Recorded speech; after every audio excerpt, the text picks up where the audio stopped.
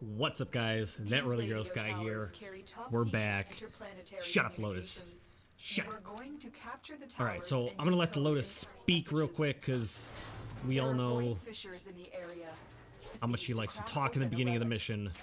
But oh, is that it? Really, Lotus? Okay, so it's been a while since I've done an episode similar to this with some gameplay. Playing live, enjoying it. Lotus won't shut up. But I just want to, number one, make a quick announcement that I'm going to try and do more of this in the future. Early on in the history of the channel, I did a lot more live type gameplay type stuff. And people didn't really enjoy it that much, but since then I've grown quite a bit in terms of new subscribers, so maybe some new subscribers would like to see this type of stuff. But there is a series I have not done in 2 years, which is a very challenging, strenuous type of gameplay for Warframe, and I'm gonna bring that back. I actually recorded some episodes back when Fortuna came out. This is like a long time. Actually, no, that's when I originally made episodes. Then when Deimos was about to come out, I recorded a few extra episodes, and most of those never saw the light of day. However, I have the footage of that, and I'm gonna bring back the series. So the idea is, in that series, I had a new profile, brand new profile for Warframe. I played with no heads-up display. So what I mean by that is you couldn't see my ammo, you couldn't see my health, my shields, my energy, you couldn't see where the objectives are, you couldn't see the map, couldn't see any of that stuff. You couldn't see the cursor for where I was shooting my weapon. So NoHUD, played 100% solo with absolutely no other human players. And I also played free to play, so 100% not a dime was spent on that profile as well.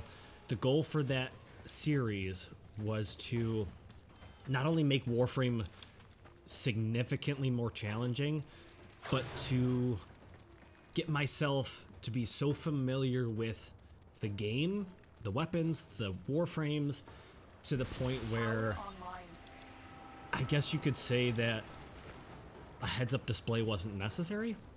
What I mean by that is I chose Excalibur as my starting frame, and what I would have to do for every single mission is I would have to, number one, make sure I could get to extraction without dying or getting wrecked. It sounds easy, but when you're in the middle of a survival and you're out of oxygen, or you're there's a lot of complications that come with it.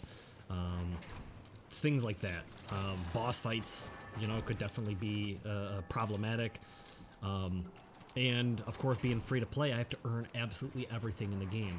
Now, the one kind of free thing that I was able to, that I considered doing for that, which I hadn't done yet, is I could grind for platinum and sell it on the market. Now, I haven't decided how exactly I'm going to go about doing that yet, but for instance, grinding Warframe parts, or like prime parts or prime weapons or whatever, and selling them to the market to get platinum, to then buy some of the stuff that would help me progress. That would still keep it free to play, because I wouldn't be buying any platinum, I would be grinding for it. And it would really help with things like Forma or catalysts or reactors or whatever. While I could still earn a lot of that in game, the idea is if I ever wanted to get into cosmetics or anything that kind of required platinum to kind of progress. I hate to say the word progress because that's not the intention of using the platinum. It's to kind of do all the things that the shop makes easy for players, you know what I mean? Like I said, Forma bundles or catalysts or things like that, which are way too uncommon to get without using the shop. So yeah, I don't know. Maybe there's some other things I'm not thinking of. Definitely some of the primes that maybe I can't get my hands on because they're bolted or whatnot. I'd be able to use that platinum for. But like I said, I haven't decided on the most appropriate way to utilize the market in a challenge mode like that. Because someone could very easily, you know, jump into the comments below and say, hey, I've got a Nova Prime. If you want, I'll just give it to you for like 10 platinum. And I won't. I feel like that's cheating. That's kind of breaking my challenge. So the idea was that I could only purchase something from the market if it was in trade chat, or I could only purchase it if, you know, the Warframe.market website, if I went on there and it had to be posted on there in order to purchase it, something along those lines. So that, like I said, I'm not kind of abandoning the idea of the challenge, but it's not easy. I think the last time I played, I had Excalibur. I just started, because I was able to grind and get Vauban. I just created Vauban, which was just after Vauban's rework. This is how old that profile is. So I just started using Vauban. I think I have Rhino crafted in the Foundry, and I think I have Necros's parts in the Foundry. I just don't have him crafted yet.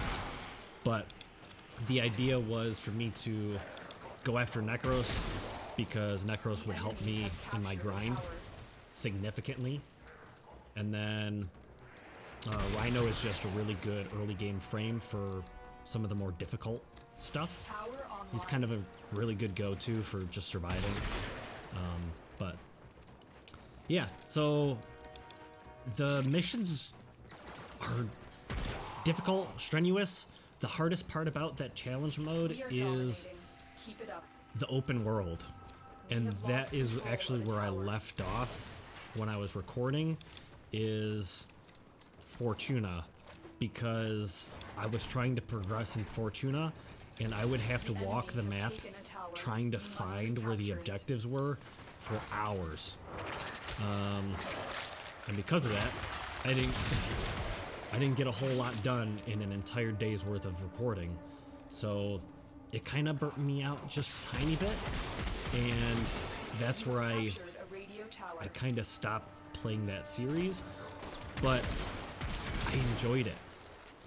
I love that series and I want to bring it back. The other difficult part about that is I have my main profile, and for things like the Night Wave, it was near impossible to grind what I wanted in my main profile if I was spending all this time on my challenge profile. So, oh great. Here I am, talking way too much, and I'm about to fail this mission. This is part of the downside of doing commentary on this game. If I lose D, which I'm about to, I'm going to lose. Keep fighting. The enemy Oh, you must recapture. I might be able to get it. I gotta kill these guys, get them out of the zone though. No, someone's in conflict. Come on. Oh, I did it. Holy crap. Did you see that? And I had a heads-up display. Could you imagine the difficulty without a heads-up display? I wouldn't even know I was about to lose. I don't know how I did that. Man. I apologize for how rambly this is, but I'm gonna do one more set because a little bit more I wanted to talk about. But the synopsis for the first half is I'm going to be bringing back the NoHUD free-to-play solo challenge mode, and the other part is obviously with the new war coming. That's a really big deal, so I'm going to be doing videos with that. I've saved some content in Warframe that I haven't really played around with, and because of that, I'm going to do some more Warframe videos tied to some of that. For instance, I didn't do a lot of Kuba, the Kuba, wow, I'm brain farting. The Liches. The Lich system, I haven't really done a ton of that. And the Sisters of Parvos, you know, the Corpus Liches, basically. I haven't done any of that. And I've been actually saving that because I created a fashion frame around both of those, both the Kuva Liches and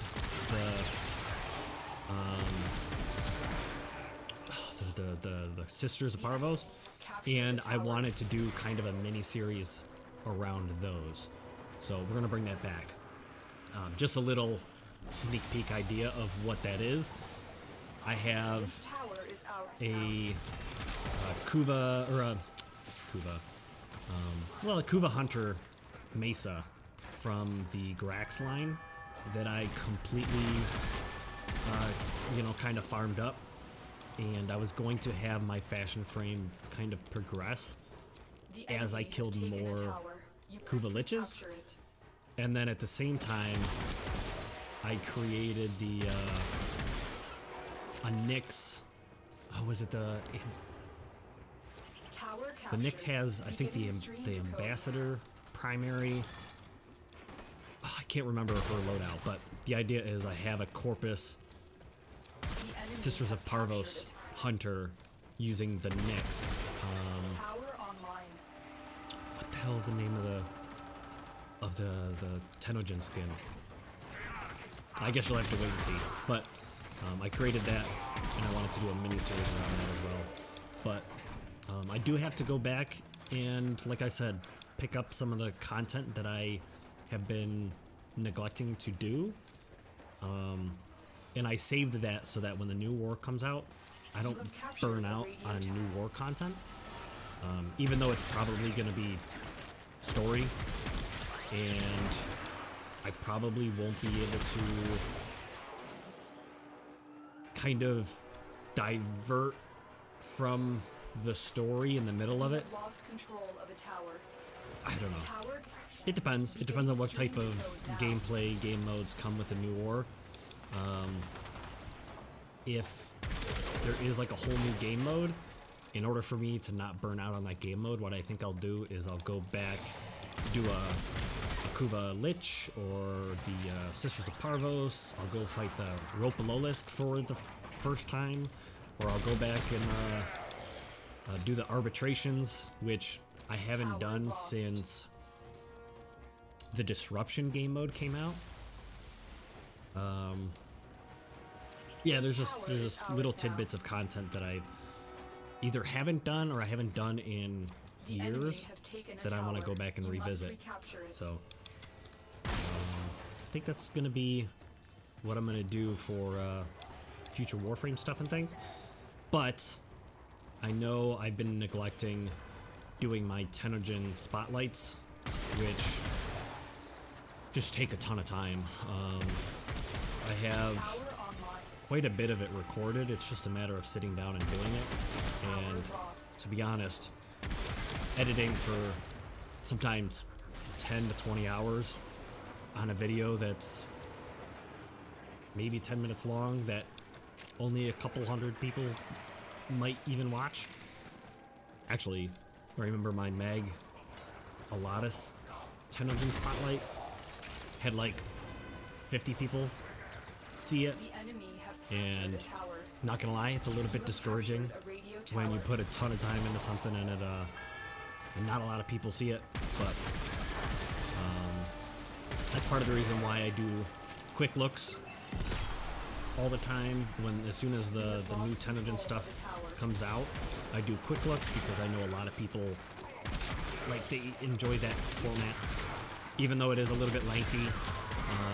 There's a lot of people that do like to see those Tenogen skins in the flesh and with several different color schemes and stuff like that. So Those are quick and easy, and people really enjoy them. So, but I do still want to do the actual spotlights for the stuff that I have bought, because I bought probably 7 or 8 Tenojin skins since I did my last Tenojin spotlight, and I want to show those off. I want to, you know, especially because the creators that made those skins, I feel like they deserve a little, you know, spotlight when these things come out, and people can see them in, you know, my color schemes or whatever to inspire them a little bit. So, all right. So I'm about to lose this one again. I don't know if I'm gonna be able to pull this one off. This one's closer than the last one, but my goodness. Okay. This tower is ours. I can get this one here in the next little bit. I think I can do it. Okay. I'm gonna throw this out there because I really don't want these guys to. We have control. All 4 towers. Okay, I've got all 4, and that should be enough. Okay. They're focusing on me, so we're good. We have successfully Okay. cleared the area. This is gonna be More though data where I is leave being this episode, broadcast. Are you willing to because risk going back into the field? this is not easy to do this and talk. And I'm sure you guys can imagine when I don't have a heads-up display and They are broadcasting I'm another using message. way less powerful Make sure the Warframes to enemy do missions never like this. receives But it. if you're excited for that, let me know down in the comments below. I appreciate you guys coming by, checking out the video. Let me know what you're excited about. Let me know what type of content you would like to see. Is there anything I've done in the past that you want me to bring back? You know, let me know. But yeah, that's gonna be it for me. Thank you guys so much for watching. Hope you enjoyed. I hope to see you guys again in the next episode. Blah!